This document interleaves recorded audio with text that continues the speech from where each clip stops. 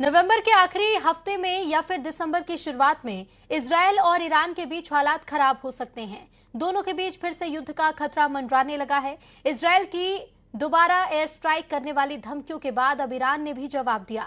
Iran के विदेश मंत्री ने कहा है कि ईरान की मिसाइल तैयार है। ईरान इसीलिए भड़का हुआ है क्योंकि इजरायल ने पूरे पश्चिम एशिया में फिर से जंग का माहौल तैयार कर दिया है।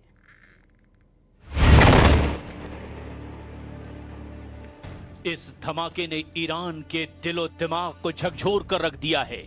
फिर से देखिए,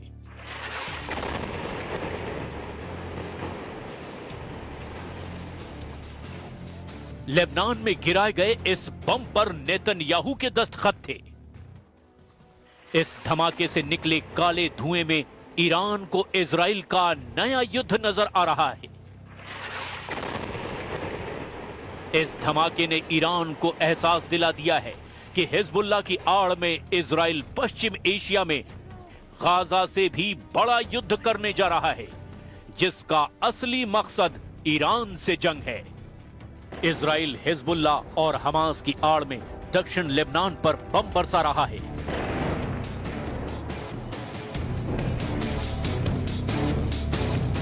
चाहे वो तायर हो या फिर सिदौन, फिलिस्तीन शरणार्थी कैंपों पर इजराइल के टारगेट है। इजराइल का दावा है कि दक्षिण लेबनान में ऐसे टारगेट तबाह किए जा रहे हैं जहां इजराइल के खिलाफ साजिश हो रही है। يوم عظيم ونفتخر في شهدائنا وبإذن الله منصورين ومقاومتنا باقية في إذن الله ولا ننكسر نحن شعب لا يقهر। गाजा के बाद दक्षिण लेबनान पर हमलों ने ईरान को चौकन्ना कर दिया है और यही वजह है कि ईरान एक बार फिर इजराइल को अपनी मिसाइल पावर की याद दिला रहा है। ईरान के विदेश मंत्री अब्बास अराक्ची ने कहा कि ईरान अब इजराइल के खिलाफ नया युद्ध लड़ने के लिए पहले से ज्यादा तैयार है। अराक्ची का दावा है कि इजराइल की मिसाइलों की क्वालिटी यानी मारक क्षमता बढ़ गई है, क्वांटिटी यानी तादाद भी बढ़ गई है। अराक्ची ने कहा कि जून में हुए 12 दिन के युद्ध से ईरान ने बहुत कुछ सीखा है। उसे इजराइल की कमजोरियां पता है, उसे इजराइल की ताकत पता है और दुश्मन को भी पता चल गया है कि अगला हमला हुआ तो वो बचेगा नहीं। सवाल है कि क्या इजराइल पर फिर फटने जा रही है ईरान की मिसाइल? क्या तेल अवीव और हाइफा में फिर इसी तरह होगा हमला?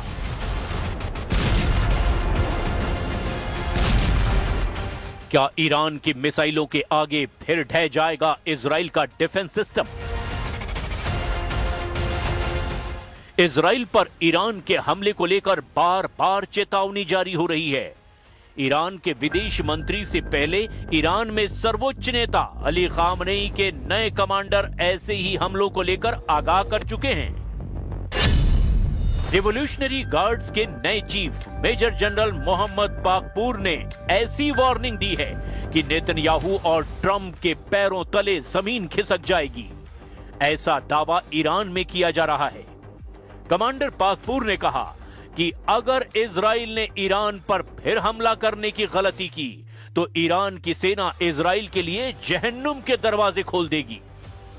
मेजर जनरल पाकपूर की वार्निंग बता रही है कि ईरान ऑपरेशन टू प्रॉमिस 4 को अंजाम देने के लिए पूरी तरह तैयार है।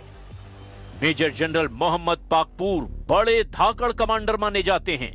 उनको मेजर जनरल हुसैन सलामी की मौत के बाद IRGC का कमांडर बनाया गया। मेजर जनरल हुसैन सलामी की मौत 13 जून को इजराइल के हमले में हुई थी और उसके बाद से पाकपूर IRGC की कमान संभाल रहे हैं।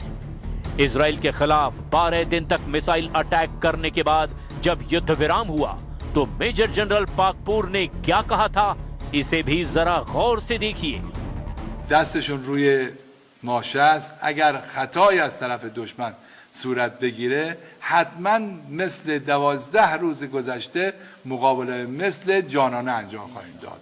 در دفاع از این کشور ما لحظه‌ای به خودمون تردید راه نمیدیم. ईरान की मिसाइल लगातार लॉन्च पैड पर तैयार है।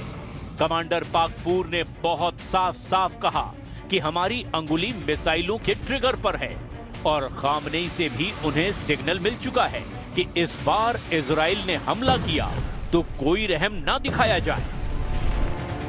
इजराइल की नई टेंशन ये है कि ईरान का दावा है कि उसने अभी तक अपनी सबसे खतरनाक मिसाइलों को इस्तेमाल ही नहीं किया है।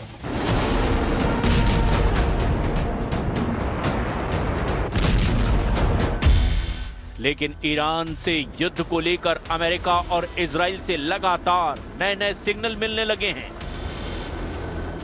इजराइल पर हुए हमलों में जिन मिसाइलों ने तबाही मचाई है उनकी लिस्ट भी देख लीजिए, क्योंकि यही अब तक नेतन्याहू के लिए सबसे बड़ी परेशानी बनी हुई है। इनमें सबसे खतरनाक फत्ता-1 और खैबर शिकर मिसाइल शामिल है। इसमें कद्र और इमाद मिसाइल भी शामिल हैं। फत्ता हाइपरसोनिक मिसाइल की रेंज 1400 किलोमीटर है। खैबर शिकन मिसाइल की रेंज 1450 किलोमीटर है। कद्र मिसाइल की रेंज 2000 किलोमीटर तक है और इमाद मिसाइल की रेंज 1700 किलोमीटर है। मिसाइलों को लेकर ईरान की तरफ से ऐसी वार्निंग इसीलिए आ रही है क्योंकि नेतन्याहू और ट्रंप का रुख ईरान को लेकर काफी सख्त देखा जा रहा है। If you look at the Middle East, I would say prior to us hitting Iran so hard, we could have never made that deal because you would have had a dark cloud over the Middle East when we took out their nuclear capability, which was one of the great military maneuvers of all time. It was flawless. You saw that. Trump और Netanyahu दोनों जानते हैं कि Israel पर Iran की जितनी missile गिरी, ऐसे हर धमाके ने इजराइल के मिसाइल डिफेंस सिस्टम का पुर्जा ढीला कर दिया। तेल अवीव से लेकर हाइफा और अशदोद से लेकर बेन गुरियन हवाई अड्डे तक हर मिसाइल हमले ने नेतन्याहू को ईरान पर नया प्लान बनाने पर मजबूर कर दिया। यही वजह है कि नेतन्याहू ने ईरान को घेरने के लिए अब नई तिकड़म लगाई है। नेतन्याहू ने कहा है कि ईरान के मिसाइल कार्यक्रम पर रोक लगनी चाहिए और उसे 480 किलोमीटर से ज्यादा रेंज की मिसाइल नहीं बनाने दिया जाए। मतलब साफ है कि नेतन्याहू ईरान की उन मिसाइलों से घबरा गए हैं जो 1500 किलोमीटर या उससे ज्यादा रेंज रखती हैं, क्योंकि ईरान और इजराइल की दूरी भी 1500 से 1800 किलोमीटर की रेंज में है। और यही वजह है कि नेतन्याहू चाहते हैं कि ईरान के पास 480 किलोमीटर की रेंज वाली मिसाइल हो ताकि वो इजराइल तक ना पहुंच पाए। 13 जून को ईरान पर हमला हुआ था और उसके बाद 12 दिन तक दोनों तरफ से एक दूसरे पर हमले किए गए। हमले रात दिन हो रहे थे। एक तरफ से फाइटर जेट तो दूसरी तरफ से बैलिस्टिक मिसाइल दागी जा रही थी। एक तरफ नेतन्याहू ने कमान संभाली जिसमें अमेरिका से भी पूरी मदद मिली थी, तो दूसरी तरफ ईरान के सर्वोच्च नेता अली खामनेई ने मोर्चा संभाला और तमाम मिलिट्री लीडरशिप खत्म होने के बाद फौरन सेना की कमान नए कमांडरों के हाथ में दे दी। और फिर 12 दिनों तक ईरान ने बता दिया कि इजराइल की शुरुआती स्ट्राइक के बाद उसकी मिसाइल पावर बरकरार है। موشک‌ها رو نیروهای مسلح و صنایع نظامی ما آماده داشتن، استفاده کردن، به کار بردن، بازم دارن، لازم باشه در وقت دیگر هم ازش استفاده میکنن।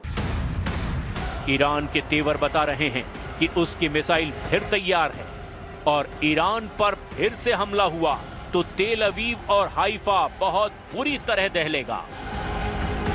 ये वार्निंग ईरान से लगातार आ रही है। ईरान के बड़े बड़े जनरल लगातार इजराइल को वार्निंग दे रहे हैं। ईरान के मेजर जनरल याह्या रहीम सफ़वी, जो सर्वोच्च नेता अली खामनेई के सलाहकार भी हैं, उनका दावा है कि ईरान के पास हजारों मिसाइल और ड्रोन हैं जो खुफिया ठिकानों पर रखे गए हैं और अगर ईरान पर हमला हुआ तो इन सब को इस्तेमाल किया जाएगा। यानी कह सकते हैं कि ये वार्निंग सीधे अली खामनेई की तरफ से आई है। ईरान बार बार ये दावा कर रहा है कि उसने 12 दिन के युद्ध में अब तक अपनी पूरी ताकत का इस्तेमाल नहीं किया है, ना ही अपनी नौसेना और IRGC की कुड्स फोर्स को तैनात किया और अगर दोबारा युद्ध ईरान पर थोपा गया तो इसका नतीजा इजराइल की संपूर्ण तबाही होगा। तेल अवीव से लेकर हाइफा तक दुनिया ने ईरान के मिसाइल हमलों को देखा, जमीन पर तबाही देखी, बड़ी बड़ी इमारतों को खत्म होते देखा और ये तस्वीरें नेतन्याहू के कमांड सेंटर से लेकर व्हाइट हाउस में भी देखी गई। इसीलिए ट्रंप ने भी कहा कि ईरान और इजराइल दोनों को इस युद्ध में नुकसान हुआ है और इजराइल ने भी बड़ी चोट खाई है।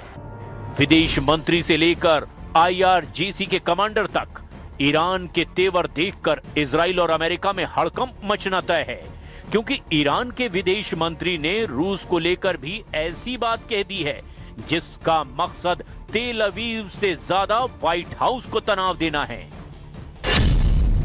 अब्बास अरागची ने कहा कि रूस से लगातार मदद मिली है और अब ईरान और रूस के रिश्ते, सामरिक रिश्तों की गहराई उनके दुश्मनों को परेशान कर देगी।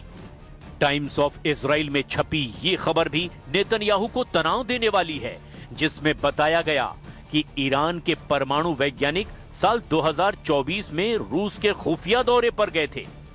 ये दौरा 7 से 11 नवंबर के बीच हुआ था।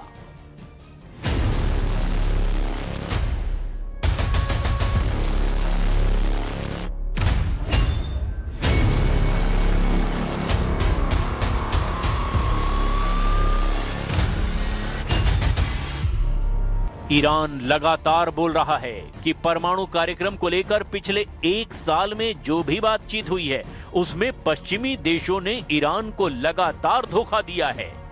खासकर अमेरिका तो इजराइल के साथ ऐसी साजिश में शामिल हुआ जिसका मकसद ईरान पर हमला था, क्योंकि 13 जून को जिस तरह से ईरान की मिलिट्री लीडरशिप पर हमला हुआ और उसके बाद उसके परमाणु ठिकानों पर बमबारी हुई, उसका पूरा श्रेय खुद डोनाल्ड ट्रंप ले चुके हैं।